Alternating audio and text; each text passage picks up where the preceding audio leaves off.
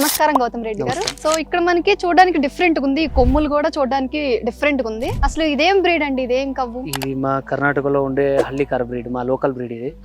హల్లికార్. వీటికి విశేషం ఏమంటే వీటి స్కిన్ సాఫ్ట్ గా ఉంటుంది.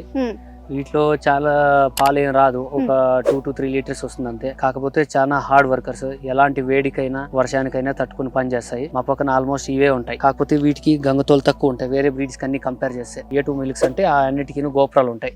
గోపురాలు ఉన్న కౌస్ అన్ని ఇండియన్ బ్రీడ్స్ అని. వీటి నుంచి వచ్చే పాలను కూడా A2 మిల్క్ అని అంటారు. A2 మిల్క్ అంటే మనకి హైయెస్ట్ ప్రోటీన్ ఉంటుంది, మెడిసినల్ వాల్యూస్ ఉంటాయి.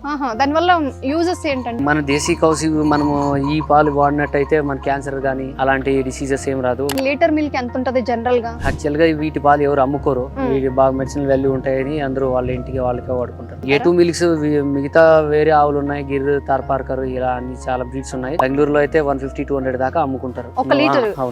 అదే ఆవు ఫ్రీ గ్రేజింగ్ కి వెళ్ళి బయటకి వెళ్ళి అడవికి వెళ్ళి మేసి వచ్చేదైతే ఇంకా కాస్ట్ ఉంటుంది. సో ఇది వచ్చేసి హల్లికార్ అని చెప్తున్నారు. ఓవరాల్ గా అయితే మంచిగా 2-3 లీటర్లు పాలిస్తుంది అంటారు. మీరు ఇంట్లో మాత్రమే వాడుకుంటున్నారు దీన్ని. బాస్ వాలా, బీ ద బాస్.